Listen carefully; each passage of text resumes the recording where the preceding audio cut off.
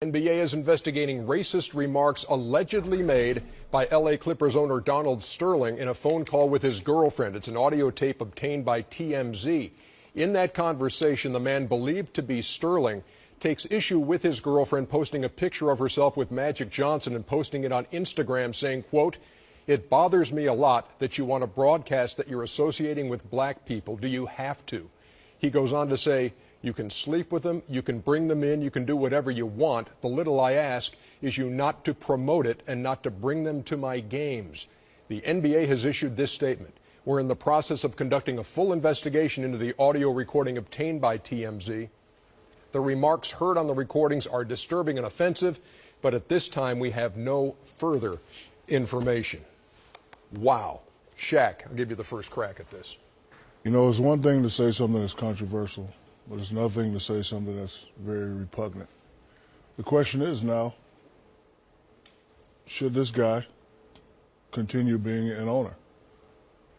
That's the question. Should this guy continue being an owner? You know, everyone has their thoughts. You know, everyone has their opinions. But you know, when your opinions and your thoughts become public knowledge, the question is now what? And then another question is you know, will his team shut down on him? Will his team take these remarks personally and say, you know what, we don't want to play for a guy like this? And, I mean, so unfortunate situation, but I think the league needs to take a very long, hard look on whether this guy should continue being an owner or not.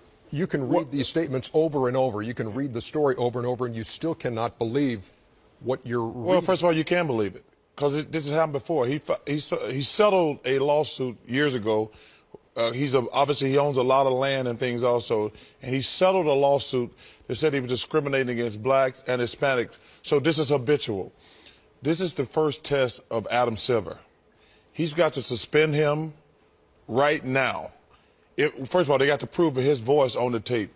But this is the first big test from Adam Silver. You can't have this guy making statements like that. He has to suspend him and fine him immediately. He has to be suspended. You know, Ernie, and the problem I have with it, if somebody want to be racist, that's all right. That's their thing. But when you're in a position of power and you can take jobs and economic opportunity from people, that's what crosses the line. But we cannot have an NBA owner discriminating against a league that we're a black league, Ernie. We are a black league. I don't know the number, but I'd probably say 80% of our players are black. How do you take this as a player?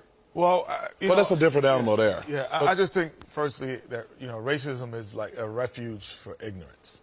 And I think there's two things that we could take from it. And the first, I would say, is that, he's taking his primitive thought process and saying that, hey, I could work with you, or you could work for me, but I can't be associated with you.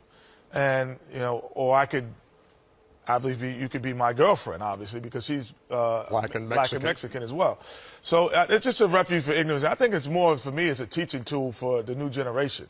Because the new generation of players, new generation of I call it new educated, new wealth African Americans could take this as an educational standpoint and say, how do you deal with people like this who will still have this kind of Jim Crow thought process? And that's really where it has to go. But yes, he has to be suspended. And Magic Johnson came out and tweeted, said he'd never go to another Clipper game. I can totally understand that. And I can understand people who wouldn't support the Clippers at this point. Because he is the voice, and he's taken the ownership of a team a little bit too serious. And I got to say this. Ownership. Ernie, let me say this first of all. I think it's unfair. This is a Donald Sterling thing. This is not a Clipper thing. We have to separate the two because, listen, Doc Rivers, Blake, Chris Paul, that's their team. He owns the team, but we're not thinking about who owns the team as a player. We don't care who owns the team. But aren't you in this situation? So look at the guy who's signing our checks. Yes. Look what he has to say, and look how he feels about us. And that goes from Doc Rivers. And I understand that, but the team. But the team can't say we're gonna shut down because our owner's a jackass. I think the one thing. It's not fair to the players. I think the one thing as a player, and this is why I'm saying a teaching tool is, you're a professional, and you have a craft that you had God-given that you worked for.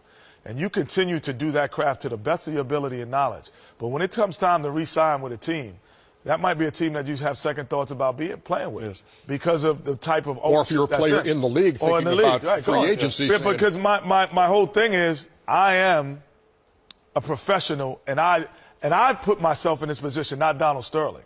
So I have to perform to the greatest of my abilities. I have to coach at the greatest of my abilities. Now that I know what's on the other side of the fence, I know what to deal with in a later time. Word is the Clippers have had a team meeting. No word on what exactly the result of that is. But they play tomorrow at Golden State. Do you make a message as a member of that Clipper team, or what is the reaction? What happens when you take the floor the next day? You know, you still have to go out and, you know, do your job. You know, Donald Sterling is a one man, and I agree with Chuck, he owns the team, but, you know, there's a lot more at stake. You know, fans going to be watching the game. You have a legitimate chance of winning a championship, and, you know, sometimes you have to go through trials and tribulations to get to where you want to go. And, you know, as a player, they should not let this discourage them or stop them from trying to win a championship. And Ernie, listen, your team is your team. You're not worried about who owns it. But this is the first test for Adam Silver. He has to suspend this guy. He got to, because like I said, this is habitual. He's already had the lawsuit for discrimination that he settled. So clearly he was doing something wrong. But this is the first big test of Adam Silver. And he's got to suspend this guy. He has to suspend this guy. Yeah, without question. The NBA's investigation into this incident, into this reporting, it needs to be quick. Continues, and it has to be accurate. Yes. And so, but I mean, if it's true and if it's him, there's no place in the league for Donald Sterling in my mind. I agree with you.